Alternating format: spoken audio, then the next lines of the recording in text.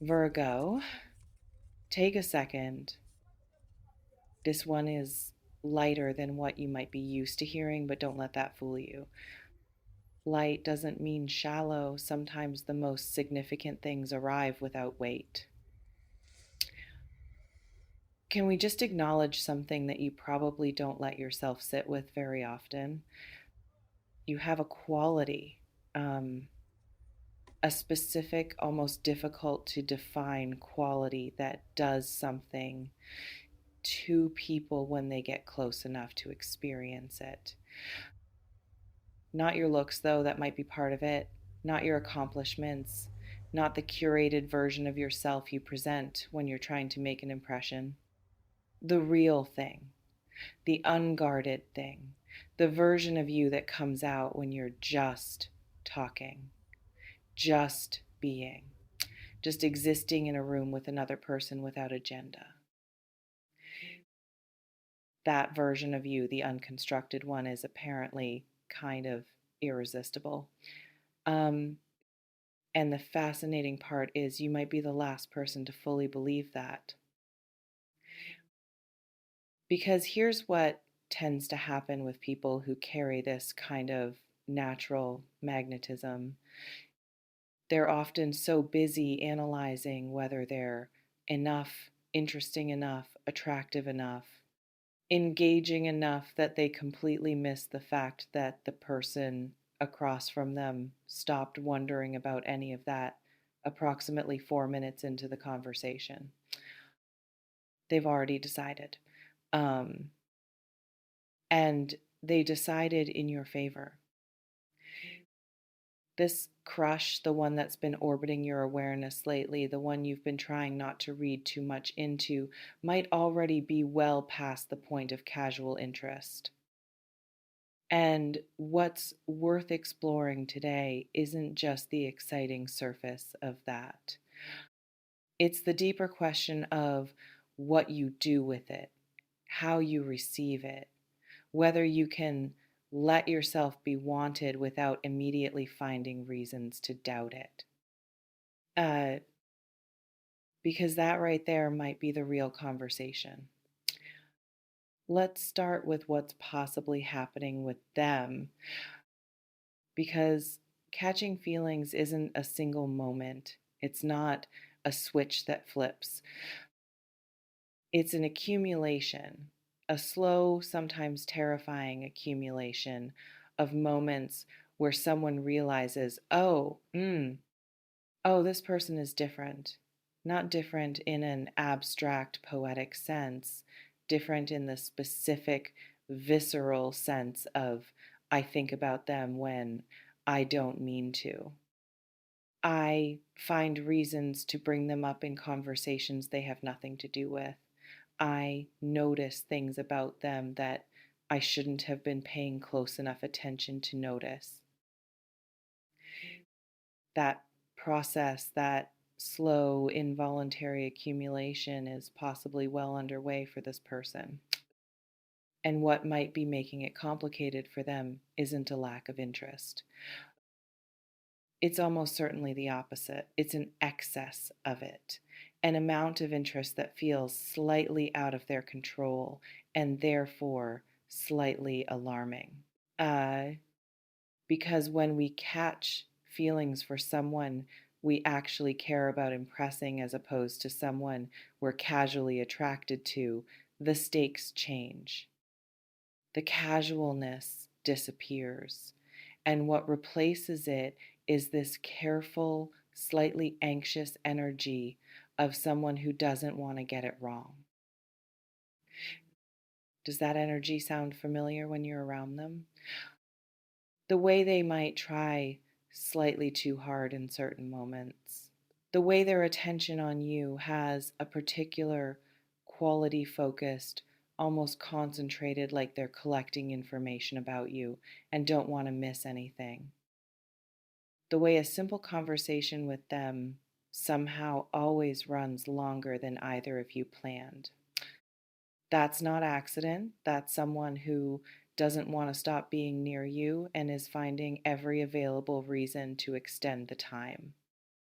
Uh, This reflection invites you to consider, when you're around this person, what do you notice in your own body? Not what you think about them, what you feel. The physical texture of being in their presence, whether the air changes slightly, whether you become more alive or more self conscious, or both simultaneously, because your nervous system is already processing information about this connection that your conscious mind might still be gatekeeping. And what it's possibly registering is that this isn't one directional. Now, let's talk about the thing that's actually most interesting here, not the crush, but you, because the title of this isn't just about them catching feelings. It's about the broader pattern.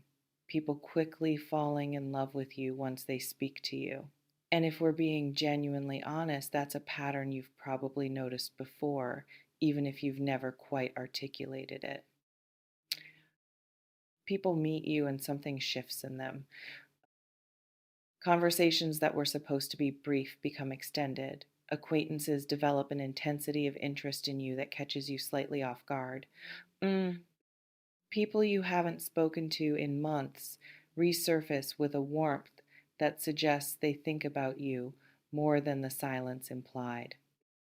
And you probably chalk it up to coincidence or to them being friendly or to some external factor that has nothing to do with you specifically. But what if it's not coincidence? What if it's something you're genuinely emanating, something in the quality of your attention, the texture of your presence, the way you make people feel when you're actually focused on them, that creates this effect consistently and reliably? What does it mean to sit with that not as flattery but as fact? Because here's what might actually be happening when you talk to people. Most human interaction is fundamentally transactional. People are half present, half composing their next sentence, half managing their own anxiety about how they're coming across. Full presence, genuine, undistracted, actually interested presence is extraordinarily rare. And if you're someone who naturally offers that, if when you're in a conversation, you're actually in it, actually curious, actually tracking what the other person is saying and responding to the real content of it rather than the performance of it. People feel that immediately. Uh, they feel seen. And feeling seen, truly seen, not performed at, is one of the deepest human needs that most people go weeks, months, sometimes years without experiencing. So when they encounter it unexpectedly, in a conversation they weren't expecting to matter, with a person they hadn't yet accounted for, the effect can be almost startling. It can feel from the inside of that experience very much like the beginning of something. And for your crush, that beginning might already be well underway. Uh, but let's go a layer deeper. Because you receiving this information that this person is possibly falling for you, that people consistently respond to you this way, might be doing something complicated inside you right now. It might feel good. And it might also quietly feel slightly dangerous. Um, like standing at the edge of something you want but aren't entirely sure you're ready to step into. Like being handed something valuable and immediately wondering whether you're equipped to not drop it. Mm. Because people who naturally draw others in often have a complicated relationship with being on the receiving end of that pull. They're comfortable being the one who's present, who listens, who holds space. They're less practiced at being the one who is actively wanted, who is the object of someone else's attention and investment without deflecting it, minimizing it, or finding reasons why it probably doesn't mean what it appears to mean. Do you do that? When someone shows you genuine interest, clear, unmistakable interest, do you receive it cleanly? Or does some part of you immediately begin constructing an alternative explanation? They're just being friendly. They're like this with everyone. It's probably not as serious as it seems. I'm probably reading into it. That mental move, the immediate discounting of evidence that you are wanted, is worth examining. Not harshly, but honestly. This reflection invites you to consider, what would it feel like to simply let this land, to receive the information that this person is catching feelings for you and not immediately put it through 17 filters of doubt, to just let it be true, to sit with the possibility that you are someone worth catching feelings for, not despite who you are, but because of who you are, and that the evidence for this is not sparse, it is consistent, it is repeated, it is sitting right in front of you. What would change if you allowed yourself to fully believe that? Because here's what might shift if you do. When you stop discounting the interest people have in you, you start showing up differently. Not more performatively, the opposite, less performatively. Because the performance, the careful management of impression tends to come from a place of not quite believing you're enough without it. And when that belief starts to settle, when you actually internalize that the unperformed version of you is the version that draws people in the performance, becomes unnecessary. And what's left is just you, which, based on all available evidence, is more than sufficient. Now, let's talk about what you might actually do with this practically, concretely, because energy without direction is just interesting weather. If this crush is catching feelings, and if some part of you is interested in where that could go, the first thing worth doing is giving them room to act. Not by making yourself smaller or more available or more eager, but by removing the invisible barriers you might be unconsciously erecting, the slight withdrawal when they get close, the deflection when they pay you a compliment, the habit of steering conversations back to them when they try to focus on you. Because those moves, well intentioned, usually can read as disinterest to someone who's trying to gauge whether their feelings are safe to express. Let them see you receiving them. That's actually the most powerful thing you can do. Not pursuing, not performing interest, just being receptive, letting your curiosity about them show without immediately camouflaging it. Letting a moment land instead of moving past it before it can become something. Those small, quiet allowances create the kind of space where someone who's catching feelings feels safe enough to say so, and simultaneously stay grounded in yourself.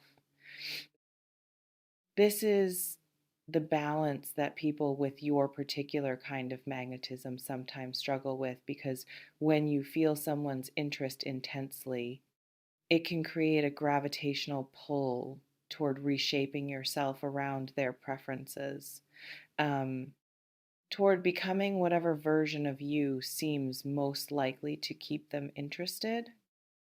And that move, however instinctive it might feel, is actually counterproductive because what they fell for, what started this entire process of them catching feelings, was the unedited version of you, the real one. Editing it now in the name of keeping their interest removes the very thing that created it. Stay you, um, specifically, particularly, unapologetically you. Um, that is not just good advice in this context, it is the actual strategy. This reflection invites you to consider: what parts of yourself do you tend to edit or hide when you sense someone developing strong feelings for you?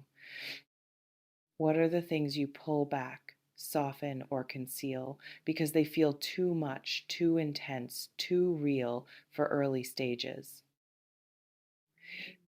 And what would it look like to trust that those parts, the full volume parts, the complicated parts, the parts that don't fit neatly into a digestible first impression, are actually part of what makes you worth falling for? Uh, because the people who fall quickly once they speak to you, they're not falling for a highlight reel. They're falling for something they sense underneath the surface, something that feels real in a world that mostly feels curated.